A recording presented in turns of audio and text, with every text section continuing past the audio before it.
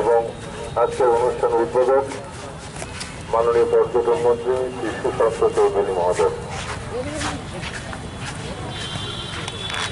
ক্লাবের খেলোয়াড়দের সাথে মিলিত হচ্ছেন অনুষ্ঠানের অতিথিরা।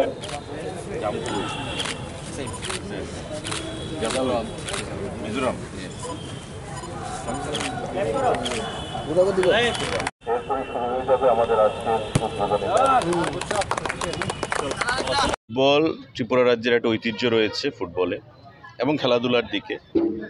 আমাদের মাননীয় মুখ্যমন্ত্রী নিজেও একজন প্লেয়ার এবং বরাবরই চান যে খেলাধুলার মানকে আরও ঊর্ধ্বে তুলে ধরার জন্য, এবং সেটাকে লক্ষ্য রেখে আমাদের সরকারও কাজ করছে। আপনারা দেখেছেন যে বিগত কয়েক বছরে আমাদের সরকার গঠিত হওয়ার পর একদিকে যেমন আমরা নেশার বিরুদ্ধে যুদ্ধ, যুব সমাজকে খেলাধুলার প্রতি আকৃষ্ট করা এবং খেলাধুলার মানকে পরিকাঠামোগত দিক থেকে ঊর্ধ্বে তুলে ধরা, এবং সেদিক থেকে ত্রিপুরা ফুটবল অ্যাসোসিয়েশন একটা সদর্থক ভূমিকা গ্রহণ করেছে এবং প্রতিবারই তারা বি ডিভিশন, এ ডিভিশন, সি ডিভিশন, রাখাল শিল্ড এই যে টুর্নামেন্টগুলো তারা আয়োজন করে থাকে।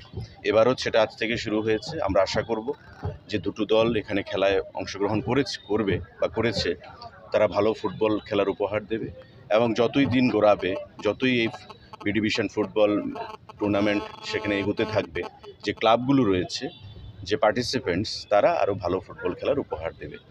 একদিকে ভালো খেলা বা খেলাধুলার মাধ্যমে যেমন আমাদের শারীরিক এবং মানসিক বিকাশ ঘটে, ঠিক তেমনি বন্ধুত্বপূর্ণ সম্পর্ক স্থাপন করা, প্রতিটি অংশের মানুষের মধ্যে, জাতি উপজাতি প্রতিটা অংশের মানুষের মধ্যে সৌভ্রাতৃত্বকে সুদৃঢ় করা এবং আমাদের রাজ্যকে উন্নয়নের নিরিখে সামনের দিকে এগিয়ে নিয়ে যাওয়া, এটাই আমাদের সরকারের লক্ষ্য এবং মাননীয় মুখ্যমন্ত্রীর লক্ষ্য। সেটাকে সামনে রেখে আমরা কাজ করছি।